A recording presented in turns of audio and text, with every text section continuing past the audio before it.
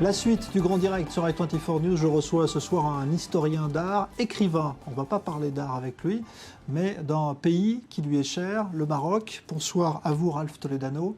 Bonsoir, monsieur. Alors, vous venez d'écrire un roman, c'est votre premier roman d'ailleurs, consacré justement à cet univers très particulier des Juifs du Maroc, à une époque bien déterminée, on va en parler avec vous. Ça s'appelle Un prince à Casablanca, c'est publié aux éditions La Grande Ourse. D'abord, le moment que vous avez choisi, qui est un moment important dans l'histoire du Maroc, ça se passe en 1971, au moment où un coup d'État, une tentative de coup d'État a lieu contre Hassan II à l'époque. C'est un moment crucial. La fragilité du trône marocain a toujours existé et le statut des Juifs qui dépendait de la solidité du trône a toujours été sujette à cette situation. 1971, c'est 15 ans après l'indépendance, c'est 15 années que l'on peut qualifier de néocolonialisme, parce que rien n'avait vraiment changé depuis le départ des Français en 1956. Et en 71, tout à coup, le rideau se déchire complètement et on découvre, on ne découvre pas, on le savait, mais on prend conscience que la corruption, que la mauvaise gestion du pays, le favoritisme éhonté ne pourront pas continuer. Et comme celui qui protégeait à l'époque toute cette manière de diriger l'État, le royaume, était le roi Hassan II, donc la fragilité de sa présence sur le trône et de la monarchie elle-même se fait voir. Et les Juifs réalisent, les Juifs qui restent encore au Maroc, il en reste encore pas mal en 71. Il en reste probablement 50, 60, 70 000, enfin une communauté encore assez abondante. Ce ne sont pas les 250, 300 000 des années 50, mais c'est encore une communauté qui a une véritable substance, réalise que... Rien ne sera comme avant. Voilà. D'abord, on a failli tuer le roi, on a failli abolir la monarchie, et on sait que cette protection, le jour où elle s'effondrera, ça sera comme en Égypte, comme en Irak, comme en Tunisie, comme dans tous les pays où une monarchie a été abolie. Les Juifs, l'alliance des Juifs avec le trône cesse d'exister. Alors voilà. Cette alliance, elle a pris une forme quand même assez étonnante au Maroc, parce que les Juifs étaient finalement, enfin une partie d'entre eux en tout cas, et vous le racontez dans votre livre, associés étroitement, mais dans l'ombre, au pouvoir marocain. Oui, il y a eu quelques familles qui représentent véritablement une proportion infime des Juifs du Maroc, qui sont souvent des familles issues de la caste rabbinique et qui, avec les années où, parallèlement à des fonctions rabbiniques ou des fonctions communautaires, ont été des grands marchands, et qui sont devenus donc les commis d'État, les Toujar Marzen, c'est-à-dire ceux qui gèrent pour le palais certaines exclusivités en échange d'un fermage. Ils doivent remettre au palais chaque année une somme, et en échange de cette somme, ils peuvent importer tout le thé qu'ils veulent de Chine ou du Japon. On ne leur demande pas ce qui se passe. C'est un peu comme les fermiers généraux. Et donc, il y a eu des introducteurs des ambassades, il y a eu des conseillers secrets, il y a eu des médecins, etc. Mais c'est un groupe extrêmement restreint. Et c'est ce groupe que j'ai décrit. C'est un groupe qui n'a pas du tout été décrit ni dans la littérature ni dans le cinéma. Le cinéma israélien notamment, et parfois français, décrit des Juifs du Maroc de conditions extrêmement humbles, qui ont vaguement ou rarement été à l'école, et qui, dans le meilleur des cas, sont des gens très religieux, mais religieux archaïques, et qui n'ont absolument aucun des éléments de l'évolution culturelle occidentale. Ils ne sont pas arrivés là. Le groupe que je décris, parce qu'en général, je pense qu'un romancier doit décrire ce qu'il connaît. Et je pense qu'il fallait rendre hommage à ce groupe qui malheureusement s'est beaucoup assimilé dans les dernières années. Et c'est la double raison pour laquelle je voulais en parler. C'était parce que personne n'en avait jamais parlé, parce que c'est ce que je connais, parce que c'est le monde dont je suis issu, et puis parce qu'il y a eu une assimilation terrifiante dans ce monde, alors qu'il y avait des valeurs morales, humaines, philanthropiques tout à fait extraordinaires. C'est-à-dire quoi, que le judaïsme a disparu dans ce... Eh bien, il y a eu, la plupart de ces gens sont allés vivre dans les grandes capitales européennes ou américaines et se sont assimilés. Les mariages mixtes, toutes ces choses-là ont fait que en 30, 40, 50 ans, leur identité juive s'est complètement javélisée. Il en reste pratiquement rien. Et un espoir de retour est presque illusoire dans certains cas. Alors, je voulais absolument d'abord donner l'espoir qu'on puisse revenir. Parce que le héros de mon livre, Sem Tov, auquel je ne donne pas de nom de famille, Sem Tov, je l'ai appelé Sem Tov, le bon nom, Shem Tov, est un grand gestionnaire d'affaires immobilières à Casablanca. Il est propriétaire de la Casablancaise d'administration foncière et il gère les immeubles de la famille royale, les immeubles de beaucoup de membres de sa famille. Il vend des terrains, il les achète, enfin il les fait acheter, etc. Il a une entreprise qui lui donne un statut de roi Salomon, parce qu'il arbitre les conflits entre les gens, puisqu'il croit beaucoup à l'économie, non pas parce qu'il est matérialiste, mais parce qu'il sait que l'économie permet à l'homme d'être protégé des éclaboussures de la vie et de vivre dans une dignité.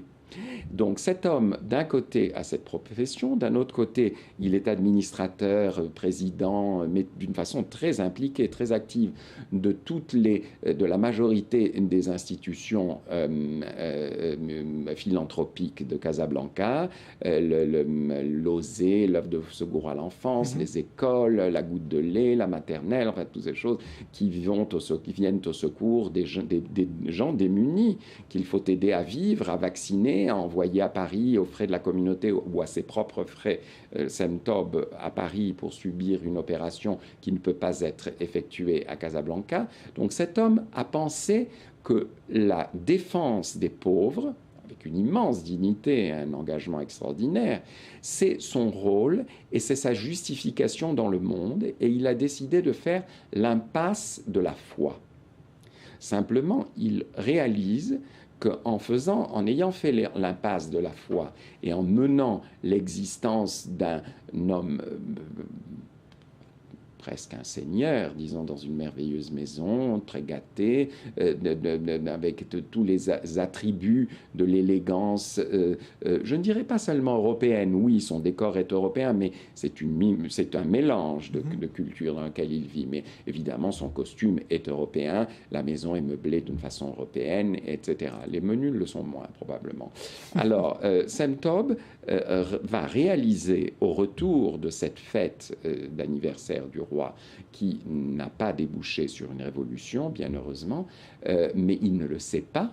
Il découvre que le monde pour lequel il a agi, dont il a été le protagoniste, et ce monde l'a formé et il a contribué à le former.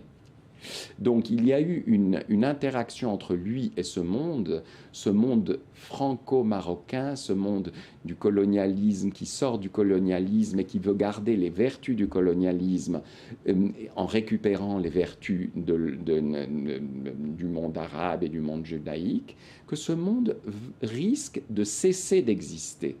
Et la menace de cette fin d'existence est pour lui quelque chose de tragique, parce qu'il se dit donc: j'ai idolâtré la matière de mes jours, la matière de ma vie, les réalités tangibles de ma vie, et mon monde, le monde tangible pour lequel j'ai œuvré, va cesser d'exister.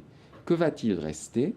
Un fils qui a une liaison, un jeune garçon, encore 22 ans, qui a une liaison avec une jeune Française de la grande colonie française au Maroc, des parents des grandes propriétés des orangeries, et une autre qui est complètement éloigné de toute espèce d'idée spirituelle, qui ne vit que dans le matérialisme et dans la jouissance au jour le jour, et une autre qui se pose beaucoup de questions, dont il est beaucoup plus proche. Ça veut dire que les rabbins étaient absents de cette forme de noblesse, on va dire, juive à la cour. Les quoi? Les rabbins.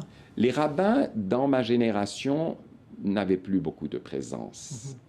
Malheureusement, le positivisme du XXe siècle les avait relégués dans leur bureau.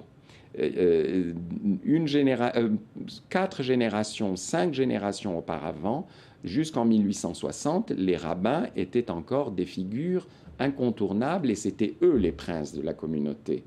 À partir de l'arrivée de l'occidentalisation, ceux qui ont droit au rang de prince de la communauté, ce sont ceux qui ont acquis les moyens intellectuels, par les études, par les voyages, par la profession, d'être des hommes globalisés. J'ai peine à le dire, mais ce sont déjà des prototypes de l'homme globalisé. Ce sont des diplômés de droit de la rue d'Assas ou de la Sorbonne, ou des médecins, ou des grands entrepreneurs qui sont donc comparables à la classe entrepreneuriale française ou européenne ou américaine. Les rabbins, non, n'avaient plus beaucoup de... Bon, on les respectait, bien sûr, on allait les saluer avec beaucoup de politesse, etc., mais ce n'était pas eux qui comptaient. Alors ça c'est une histoire qui s'est bâtie quand même à travers des siècles, celle que vous racontez, qui peut-être est à son aboutissement en 1960. Oui, je raconte 2 mois de la vie des Juifs du Maroc, du 1er juillet 1971, avec cette fête horrible, ce carnage du 10 juillet, et tout termine le 1er septembre. Qui est l'anniversaire du héros, où il fête son anniversaire en famille, avec ses enfants. La cuisinière espagnole a préparé des repas de fête que l'on fait dans les familles séfarades, mais on boit du champagne, et puis voilà, c'est 2 mois, c'est 60 jours, mais 60 jours qui résument des siècles, on pourrait même dire 2000 ans de présence de vie juive au Maroc. Et j'en parle beaucoup d'ailleurs de toutes ces valeurs. C'est-à-dire que ce n'est pas seulement, comme dirait peut-être l'image d'Épinal, l'expulsion des Juifs d'Espagne en 1492, et certains se réfugient donc au Maroc, qui est le symbole de cette présence juive au Maroc. Ils étaient là, certains étaient là bien avant. D'abord, je vais vous dire, l'Espagne et le Maroc ont été souvent le même empire, et les Juifs allaient monter et descendaient. C'était le même pays. Il n'y avait qu'un tout petit détroit à traverser. C'est une rivière, le détroit de Gibraltar. Et la présence juive au Maroc, parce qu'il n'y a pas que les Juifs séfarades au sens propre, les Samertet, les Séfaraditaor, il n'y a pas que eux, il y a également les Toshavim, c'est les gens qui sont là depuis la destruction du premier, après le retour de Babylone, ou bien la destruction du second, l'époque romaine, donc 2000 ans. Donc, cet homme résume 2000 ans, disons 2000 ans en gros, de vie juive au Maroc, et il annonce ce qui va venir. Dans une sorte de vision prophétique, il commence à voir ce qui va se passer. Parce que j'ai réalisé aussi que ces valeurs extraordinaires des représentants les plus passionnants de la judéité marocaine se sont perdues dans l'assimilation. Puisque, par exemple, en Israël, ne sont venus parfois des gens qui, du point de vue humain, sont des gens extraordinaires, mais ce ne sont pas du tout des gens qui avaient l'habitude du pouvoir, qui avaient l'habitude de la direction des affaires, qui avaient l'habitude de la pensée, l'entraînement du rabbinat, l'entraînement de la philosophie. Ils n'étaient absolument pas formés à cela. Donc, Sem Tov, on dit à Casablanca, est un homme qui représente cela et qui, dans ce moment de crise extrême, va essayer de se projeter pour essayer de faire cette réparation de l'histoire et donner au sien, à lui-même, par un écrit qu'il se met à faire, pour le laisser en testament à ses enfants, une sorte de direction à suivre. C'est avec nostalgie que vous en parlez, que vous l'écrivez. C'est une période qui vous a profondément touché. Vous savez, on est toujours nostalgique de son âge tendre. J'avais 18 ans en 71 et c'est un peu idiot d'être nostalgique parce que les Chinois décrètent un jour de deuil lorsqu'il y a une naissance parce qu'il y a tellement d'épreuves dans une vie que on est peut-être beaucoup plus confortable quand on s'approche de son terme que quand on est trop près de son début. Mais non, je n'aime pas la nostalgie du passé. La nostalgie du passé, nous l'avons tous et nous luttons contre elle parce qu'elle est assez vulgaire. Je pense que la nostalgie du futur est beaucoup plus intéressante. Et d'ailleurs, mon livre termine sur une vision totalement poétique, qui n'est pas du tout une vision réelle de la vie d'un juif marocain en Israël, mais elle termine en Israël dans une vision allégorique. Merci beaucoup Ralph Toledano, ça s'appelle Un prince à Casablanca et c'est publié aux éditions de La Grande Ourse. Je dois rappeler que je le présente à la librairie Vice Versa le 6 à 18h30 à Jérusalem et à l'Institut culturel, au Centre culturel français le 9 à 19h30. C'est